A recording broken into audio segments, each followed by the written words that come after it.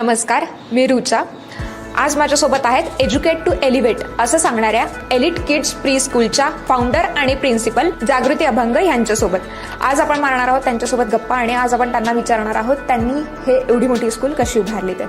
नमस्कार मॅम. नमस्कार. मला पहिल्यांदा हे जाणून घ्यायला आवडेल की एवढी मोठी स्कूल आहे की छोटे छोटे मुलं आहेत, हे सगळं कधीपासून स्टार्ट केलं तुम्ही? ॲक्च्युली वयाच्या 21व्या वर्षापासून मी टीचिंग फील्डमध्ये आहे.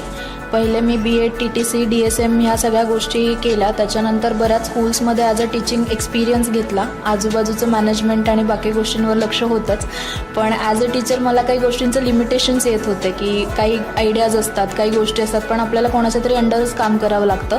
त्याच्यामुळे मुलांच्या बाबतीत बऱ्याच गोष्टींचं नुकसान होत होतं असं मला जाणवत होतं.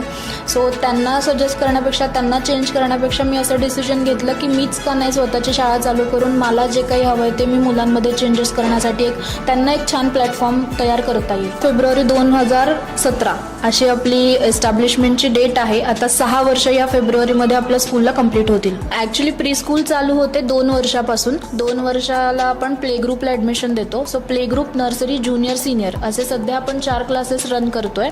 2 बॅचेसमध्ये करतो. 9:30 ते 12:30 आणि 12 ते 3 मॉर्निंग बॅच आणि आफ्टरनून बॅच.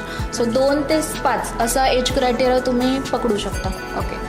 आणि आता फर्स्ट स्टँडपासून असं सब्जेक्ट्स वगैरे असतात, तसं आता ह्या नर्सरीच्या स्कूलवाल्यांसाठी असं काय असतं, कुठले सब्जेक्ट असतात? येस, खूप चांगला क्वेश्चन विचारला रुचा मॅमनी.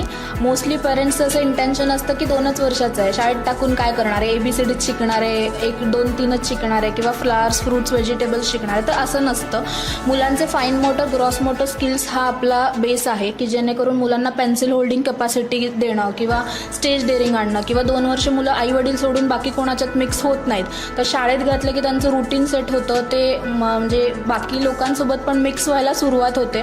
सो अभ्यास हा पार्ट तर आहेच, पण त्याच्यासोबत बाकी स्टेज डेअरिंग, कॉन्फिडन्स किंवा पेन्सिल होल्डिंग कॅपॅसिटी किंवा फ्युचरसाठी जे त्यांना गोष्टी गरजेच्या आहेत त्या आपण प्ले ग्रुप नर्सरीमध्ये शिकवायला चालू करतो. मला एक विचारायचं होतं की आत्ता ह्या ज्या तुम्ही ॲक्टिव्हिटीज करत आहात किंवा तुम्ही प्रिन्सिपल आहात, स्कूल वगैरे सगळं चालू आहे, ह्याच्या म्हणजे अदर दॅन दॅट तुम्ही काय ॲक्टिव्हिटीज करता? मला पहिल्यापासून सोशल वर्कमध्ये आवड आहे.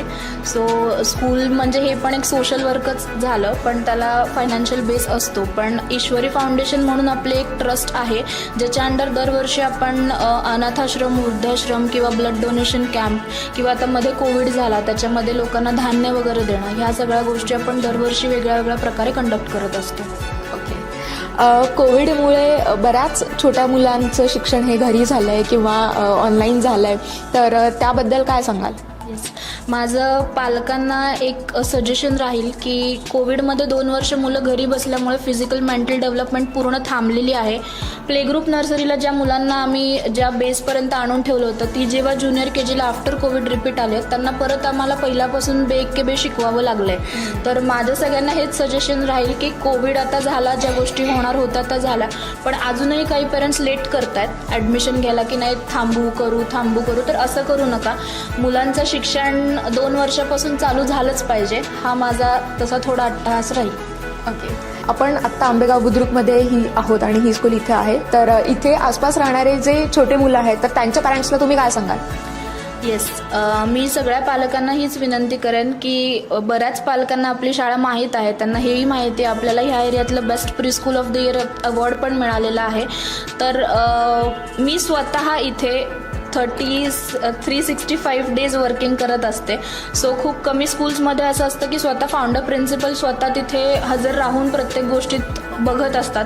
सो हा सर्व पालकांना एक फायदा आहे की त्यांचं त्या मुलाचं नाव आणि त्यांच्या पेरेंट्सच्या नावासकट मला आत्तापर्यंत जेवढे 500 विद्यार्थी पासआउट होऊन गेलेत त्यांची नावं अजूनही माझ्या लक्षात आहेत, त्यांची हिस्ट्री लक्षात आहे. सो इतकं ग्राउंड लेवलला जाऊन आम्ही काम करतो. जर तुम्हाला पण तुमच्या मुलाला तुमचा बेस छान बनवायचा असेल, पहिलीत ॲडमिशन घेण्यासाठी तुमचा मुलगा सिनियर KG ओव्हरऑल डेव्हलपमेंट तुम्हाला छान मुलाची करायची असेल तर तुम्ही नक्की एकदा शाळेला व्हिजिट करा.